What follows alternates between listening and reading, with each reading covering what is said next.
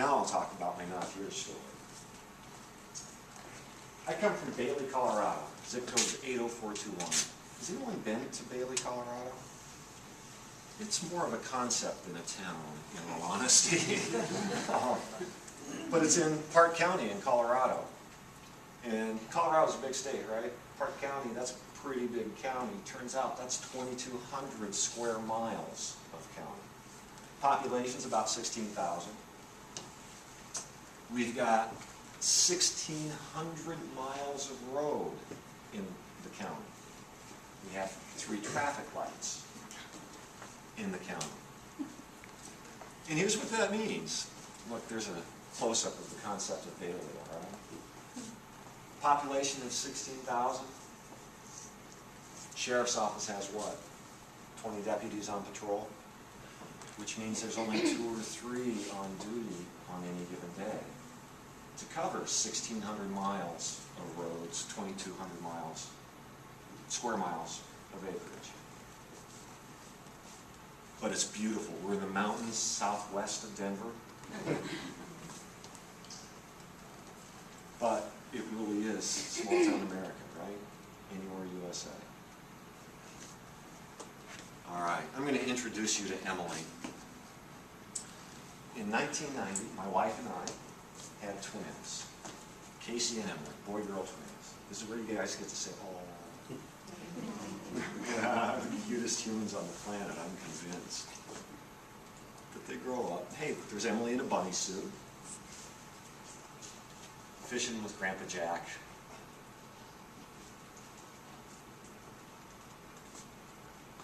They turn into teenagers. Parents of teenagers? Bless you all. There's a different bunny suit. I assure you, there's a dress code violation. No, you can't go to school in that. It takes us to a tough day, September 27th, 2006. Now, the kid's 16th birthday was about 2 weeks earlier. And in 2006, think about today, think about then, we got him cell phones. Emily wanted an unlimited texting. I had no idea what texting was. It was also permit time. Any parents of teenage drivers? Okay. With twins, not 1, but 2 garage doors suffered learning consequences. But this was Emily's turn to drive to school. We were just finishing up the permit time. Kid's 16th birthday. We started a little late with the permitting process. So they didn't have their licenses yet.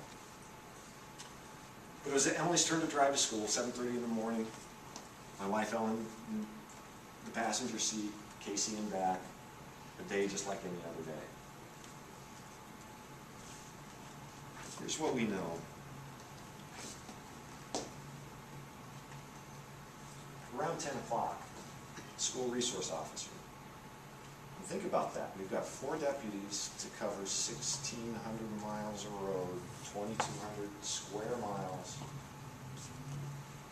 Platte Canyon High School has a school resource officer. Now, he wasn't full-time there. He had some other duties in the county. He'd respond to calls at times out of the school. And on this day, at about 10 o'clock, the SRO went down to Bailey for a prearranged interview. Around 10:30, a stranger who'd been parked in that lot stepped out of his Jeep and walked through the front doors of the high school. Just after 11, walked into room 206, AP English. He fired a round into the wall, and he asked the teacher and all the female students, teacher, some of the female students, and all of the male students to leave. Now the teacher's a grandmother. She stands this tall. She said, I'm not leaving my kids. And I learned this last summer that for the next 2 weeks, she suffered the bruise of a pistol butt on her foot. The principal ran up to the room through the locked classroom door. The gunman shouted he had enough explosives to level the building. Now here's the deal.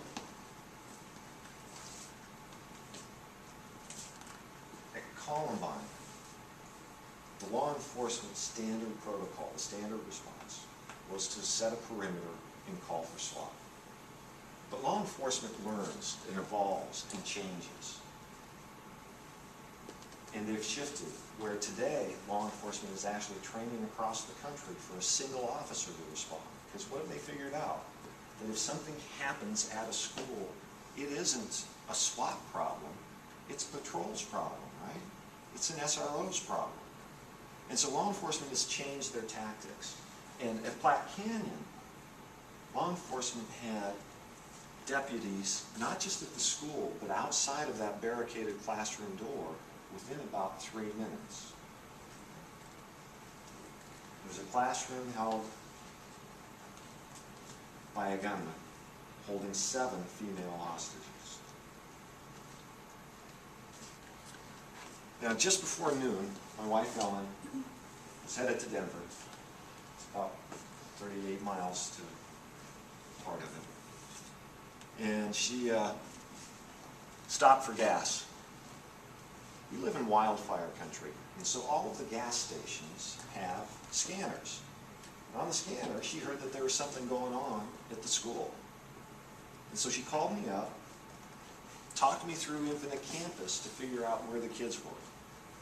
And with Infinite Campus, I figured out that Casey was on a field trip in Denver, and Emily was in room 206, AP English. And Ellen said, I think that's what I heard on the radio. Now, when something happens at the school, what doesn't law enforcement want? Parents to show up. What do parents do? They show up.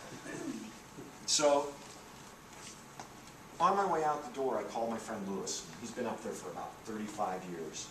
And what he said was that if there's a roadblock on Highway 285, there's a way around it on 64, which is a dirt road, and a Jeep trail, which will dump right back down into 285. That's our house, and that's the path I took to get to the high school. And so while most everybody was behind this roadblock, about 20 of us were on the road in front of the high school. Some parents, some community members, Jay Vonish, pastor of, youth pastor of the community church. And he took some of the photos you're about to see.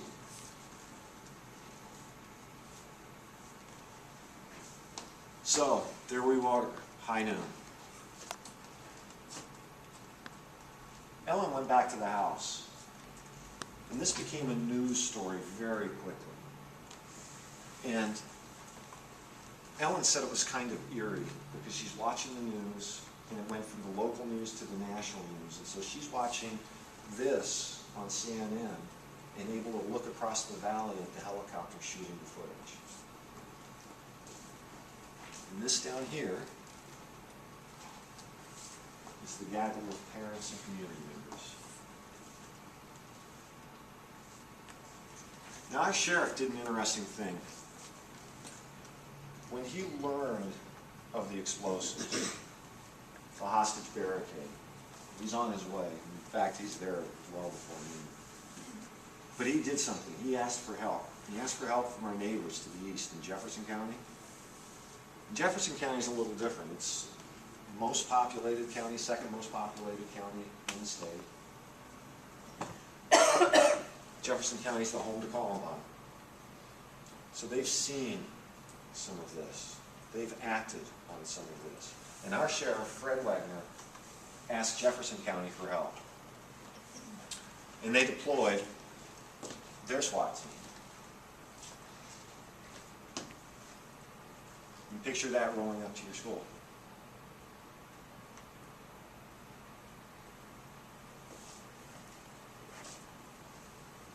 Something interesting happens. When something happens at a school, something big happens at a school, guess who tries to show up from a first responder perspective? All of them. Okay? Not just from here, but from around. You'll have county resources. In this event, we had resources showing up from 4 or 5 different counties. Denver police, ATF was on scene. Now, it was just before 2 o'clock when I remembered this text messaging thing. And I looked at my phone, and I consider myself a fairly technical guy, but it absolutely baffled me. I had no clue how to send a text message in 2006. My iPhone has solved that for me today. But I asked Lewis if he knew how to send a message, and he had no clue. I asked another parent, and then I shouted on the road, is there anyone here under 30?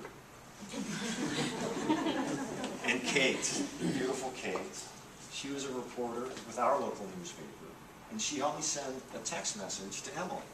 Are you okay? And within a minute, Emily sent a text message back. I love you guys. And Kate helped me send one more message. Where are you? We didn't hear anything back. Now, over the course of the afternoon, the gunman released 5 of the 7 girls he was holding hostage. But things got a little scary because the gunman wasn't talking directly to the negotiators. Rather, it was Emily doing most of the talking. And Emily said something very ominous. It'll all be over at 4. With the threat of explosives, with the lack of direct communication with the gunman, the decision was made to intervene. And just before 4 o'clock, Jefferson County breached the classroom door explosively, and we got 6 guys into the room. They breached a hole in the wall to get another firearm into the room to try and get a target on this guy. The windows in room 206 overlooked the library, and had guys on a ladder there that got through the window and got diversionary devices into that room. The CBI report says that it took 3.7 seconds to make all of that happen. But in 3.7 seconds, the gunman shot Emily as he was bringing the weapon to his head and shot himself. Jeff Bush shot him.